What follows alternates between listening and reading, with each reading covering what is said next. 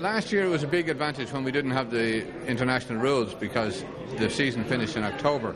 This year it only finished a couple of weeks ago. And yes, we have something in, I think, from the 2nd or 3rd or 4th of January right through until the last picture was taken of the Irish team with the Cormac McAnallen trophy back in just 3 or 4 weeks ago. And yeah, we do each match in order. We don't necessarily do every single match because you'd need a massive book for that. But we try and sum up the year over a couple of 100 pages of photographs, yeah.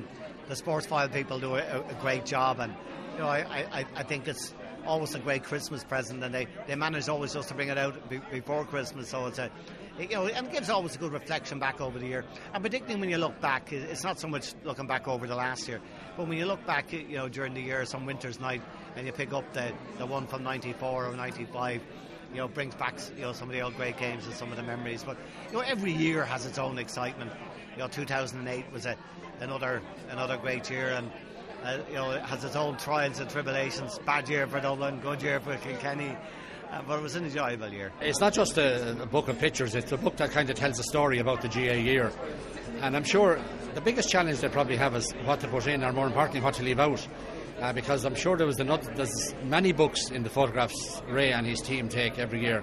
So it's a well sought after publication every year, and it really tells a great story of triumphs of some teams and heartbreak of other teams.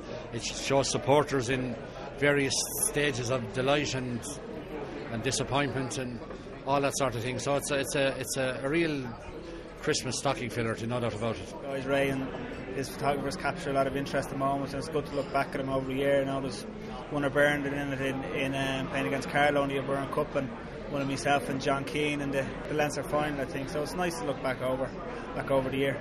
We were saying hopefully next year we might get a picture in September. We've only made it to August so far, but time will tell. I always feel that the Seasons of Sundays represent so much of what's positive and so much about what's enriching about the summer gone. And it has been a magnificent summer, no question about it. Kilkenny's performance to win the All-Ireland title, particularly that near-flawless display in the final. And then Tyrone denying Kerry the 3 in a row in the final and winning 3 in a row this decade themselves. And I think that's what defines them as a very special team. Every picture is special, but the one I thought was magnificent was Tommy McGuigan. The goal shortly after the restart in the All-Ireland final.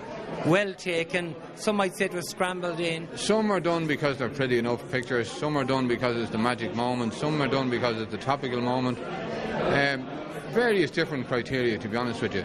We would try and mix it up. Like there's one shot with Cork lads with their heads down and someone else with their heads down, and then we'll have high jumping together, and we've 2 pictures from up the north there. One day the Dubs were playing in Armagh and it was lashing rain, there was a big pool of water.